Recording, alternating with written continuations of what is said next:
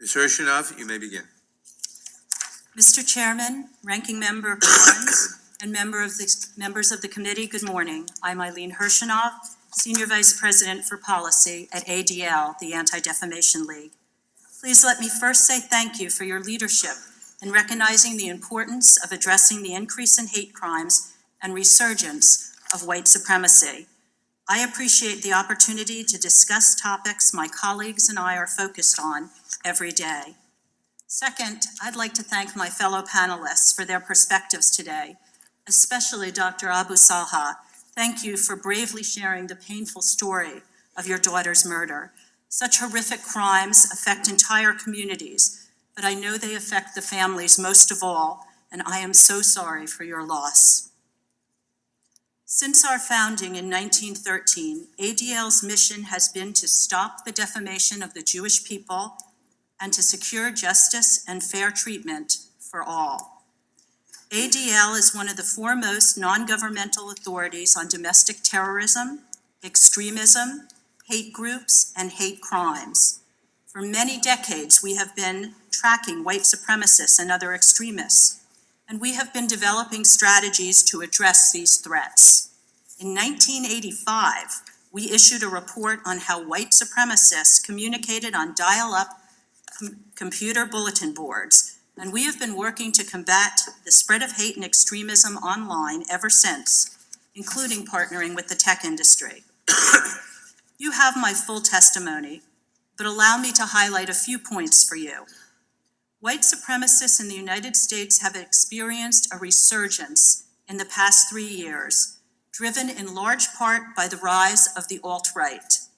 There is also a clear corollary, as our research shows, to the rise in polarizing and hateful rhetoric on the part of candidates and elected leaders. This is a particularly dangerous problem.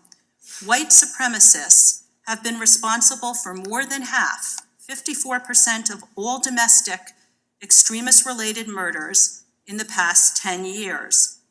And in the last year, that figure has risen to 78% of all extremist-related murders.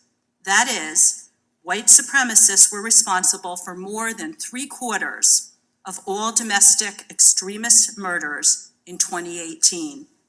So there is a crucial need for this hearing, focusing on white nationalism, not because other types of extremism aren't dangerous, but because we as a society, our laws, and our elected leaders have not focused sufficiently on the rising threat of white supremacy.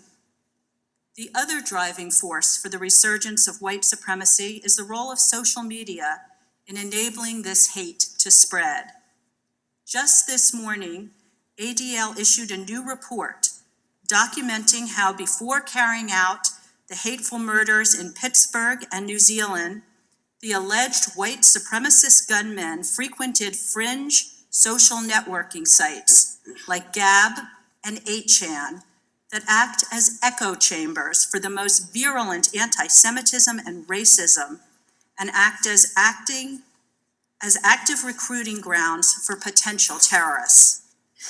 These platforms are like round-the-clock digital white supremacist rallies, creating online communities that amplify their vitriolic fantasies.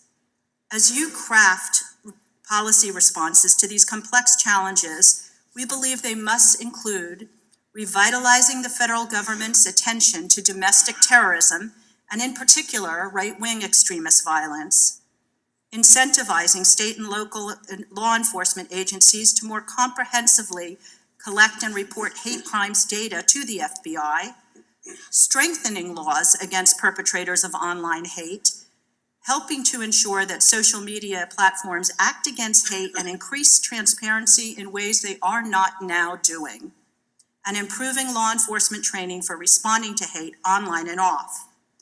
I have submitted detailed recommendations for the tech industry, which are included in my written testimony.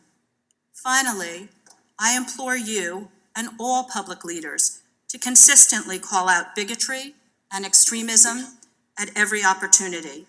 We all have a responsibility to make clear that America is no place for hate. Thank you. I'm happy to take any questions the committee may have. Thank you.